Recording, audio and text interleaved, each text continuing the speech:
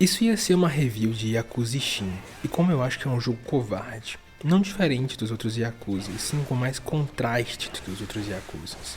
Ou seja, a covardice fede mais. Deixa eu me explicar. Todo jogo de grandes empresas pode ser considerado um jogo covarde. Eles são feitos para isso mesmo, para surfarem a nuance de vender muitas cópias para todo mundo ou para um grande grupo de pessoas em específico. Então, para isso, eles deliberadamente evitam fazer o nerdola chorar. Ah, não pode política no meu jogo, não pode isso, não pode aquilo. Deixa eu te contar uma parada que você nerdola não vai gostar. Todo jogo é político. Antes de tudo, devo falar que eu gosto dos jogos série Yakuza, porque eu vou começar a falar e você vai achar que eu odeio. Mas eu não odeio, eu estou sim criticando, mas é uma série de jogos que eu gosto, ok? Vamos lá. Então, não existe jogo apolítico. Todo jogo é político. Ah, Daniel, mas até Hogwarts Search for Raptor é político? Sim. E a resposta disso é bem simples. Você não faz jogo no vácuo do espaço, você faz jogo no planeta Terra e com todas as suas variáveis. E nós adultos sabemos muito bem as variáveis, ou pelo menos algumas das variáveis pelas quais, por exemplo, um desenvolvedor do Hogwarts deve passar. Ah, mas eu não entendo de desenvolvimento de jogos. Tudo bem, então, como os trabalhadores de empresas privadas passam. E pessoas que trabalham em marcas com direitos autorais de terceiros, fazendo jogos para essas IPs. Todas elas estão cientes do que estão fazendo e para quem estão fazendo. E nós temos uma noção, mesmo que genérica, de como pensam e como seus chefes tratam seus trabalhadores. Sabemos também que eles ativamente evitam todo e qualquer ato perigoso para o jogo do Hogwarts, porque o intuito do jogo do Hogwarts é lucrar em cima das crianças. Nós todos sabemos disso porque é lógico. A empresa que contratou os trabalhadores, o trabalhador e o pai da criança que comprou o jogo, esses três agentes sabem que essas informações não serviriam de nada para a criança. E assim, o jogo do Hogwarts para a criança é somente isso, o jogo do Hogwarts sem autores, sem trabalhadores, somente Nickelodeon e coisas assim. É a Nickelodeon que faz o Hogwarts? Não sei. Mas enfim, mesmo se o público-alvo foi feito e pensado para ficar completamente ignorante em relação a marketing infantil e direcionado, público-alvo, ou sequer o conceito de trabalho por trás do jogo, todas essas escolhas são escolhas políticas. O fato dos trabalhadores na indústria de jogos, por exemplo, serem usados como rebanho e substituídos de forma similar, massacrados pela indústria, e você ainda vem me falar que um jogo não é político? Você acha que quando uma empresa vai contratar trabalhadores para fazer jogos, só contrata pessoas que usam cinza, não têm emoções e pensamentos e só saem para trabalhar no jogo e se autodestruir depois?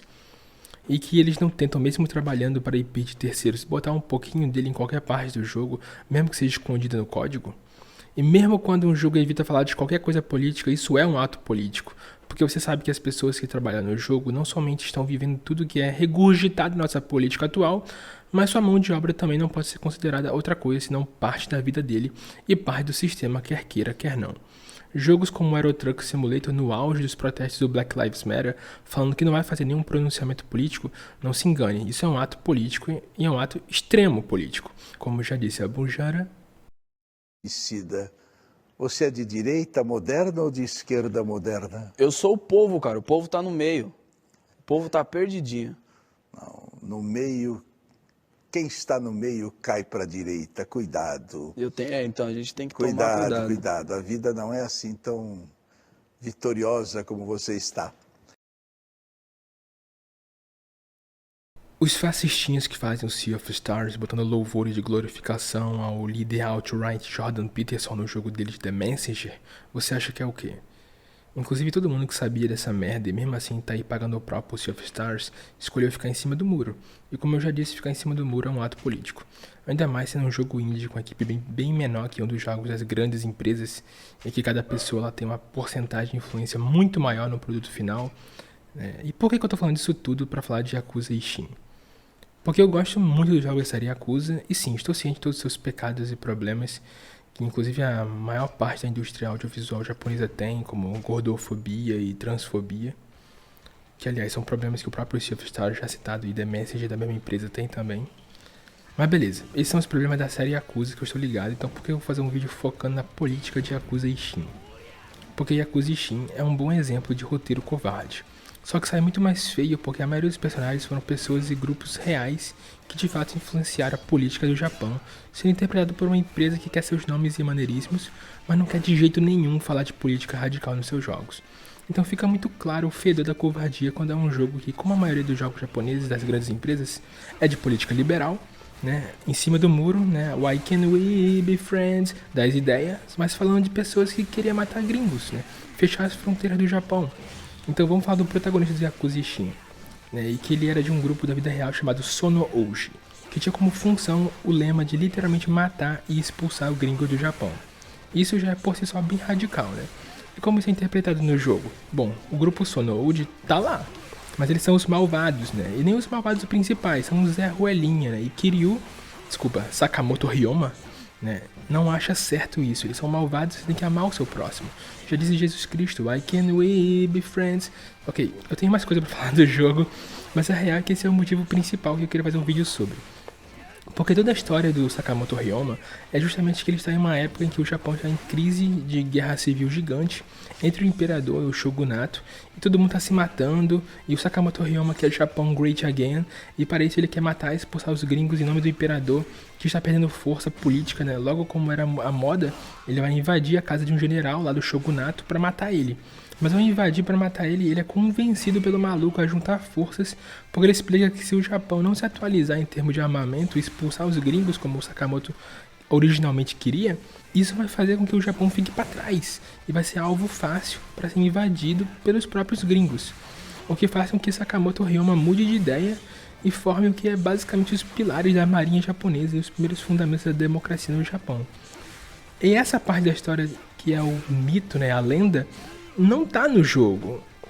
Ou se tá no jogo é de uma forma muito tímida, tipo, de fato aparece Sakamoto Ryoma num barco, de fato ele tá escrevendo algumas coisas que vai ser os pilares da democracia, mas tipo, parece que tá lá só de obrigatório, porque o Sakamoto Ryoma fez isso, então tem que ter isso, mas não é o foco, nem de longe, os pilares que eles queriam focar. Inclusive, tem toda uma deformação do que é o Sakamoto Ryoma para encaixar com a persona do Kiryu, né? O protagonista original do Yakuza. E muita gente interpreta o Yakuza Ishin como um teatro, né? Como se fossem a galera do Yakuza sendo atores reinterpretando esses personagens clássicos, o Shisengumi, Sakamoto Ryoma. Shisengumi é um grupo, aliás, que também é muito similar ao Sakamoto Ryoma, muito famoso no Japão. Ou seja, eles estão interpretando, então tá tudo bem você deturpar esse tipo de coisa, né? Na verdade, não, porque, por exemplo, o Kiryu, ele não mata, né? Tem esse meme, né? O Kiryu, ele não mata e tal. Só que o Sakamoto Ryoma mata, e eu até pensei que ele não ia matar no jogo, só que ele demora, sim, mas ele de fato mata. Então, ok, não é o Kiryu. Não está seguindo sobre todos os ideais do Kiryu.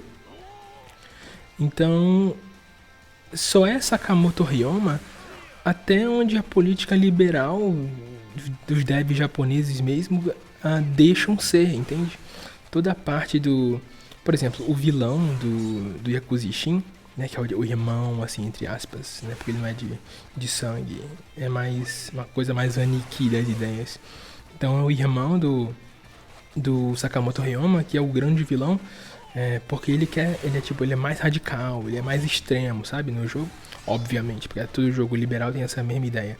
Só que na vida real, Sakamoto Ryoma que era o extremo. Né, o irmão dele, que realmente era um cara que existe na vida real, não lembro o nome agora, ele queria a mesma coisa que o Sakamoto Ryoma queria, só que somente para Tosa, né, a região que eles viviam. E o Sakamoto Ryoma não, queria pro Japão inteiro. Ou seja, tá entendendo que o buraco do Sakamoto Ryoma era muito mais embaixo. Ficou estranho falar assim, né, do buraco do Sakamoto Ryoma, mas eu vou deixar, não vou editar essa parte. Mas é isso que eu queria falar, basicamente. Como uma empresa que evita ao máximo, né, falar de política, vamos dizer assim, nos seus jogos, mas acaba falando sempre, né, quer queira, quer não. Só que chegou num caso em que você vai falar de pessoas da vida real, ela não consegue fugir. E aí fica muito mais claro, fica muito mais evidente, né, a nata, né, do pensamento político deles, né, do Kiryu, bonzinho Sakamoto Ryoma, bonzinho, e todo mundo que é extremista é o malvadão. Logo, Sakamoto Ryoma não pode ser extremista, porque ele não pode ser o malvadão. E própria organização, de fato, que existe na vida real, Yakuza, né? Existe, né? Então a gente sabe disso. Só que eles aproveitam, né? Isso no caso dos jogos originais, que Yakuza são várias famílias e grupos de pessoas diferentes, né? Depende da época que eles se comportam de forma diferente. Antigamente eles tinham mais um código de ética que seguiam, né? Similar ao próprio Kiryu. E como essa lei de endurecimento feitas para acabar com a Yakuza de vez, eles agora, em quase que sua maioria, estão indo mais para os crimes mais radicais, né? Então é tipo como se antigamente tivesse de fato mais oportunidades, vamos dizer assim, para um Yakuza bonzinho, né? E tinha o Yakuza bonzinho e o Yakuza crime pesado, né? Tipo tráfico e coisas assim. Mas agora a maioria da Yakuza é o crime pesado, e só. E você não vai ver o Yakuza, de fato, encostar nisso, né? Ele só vai dar uma beliscadinha no máximo. E claro, sempre vai ser os malvadões, né? Nunca Kiryu e nunca amigos do Kiryu. Afinal, Kiryu é cristão, né? Então, esse foi um caso em que, né, eu perceber a filosofia dessa empresa pelo jogo fez com que fosse negativo pra mim, né? Porque não é o que eu espero do AAA. O que eu espero do AAA, né, jogos dessas grandes empresas, é justamente ser genérico, né? Ser só diversão, mas não entrar em detalhes em nada, praticamente. E às vezes você quer justamente isso no jogo, né?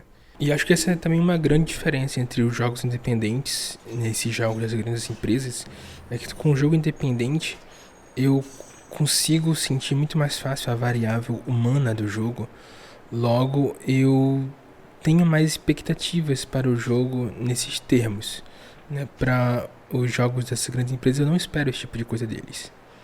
Eu espero que eles sejam só propositalmente, né, genérico, nos planos dele ser genérico.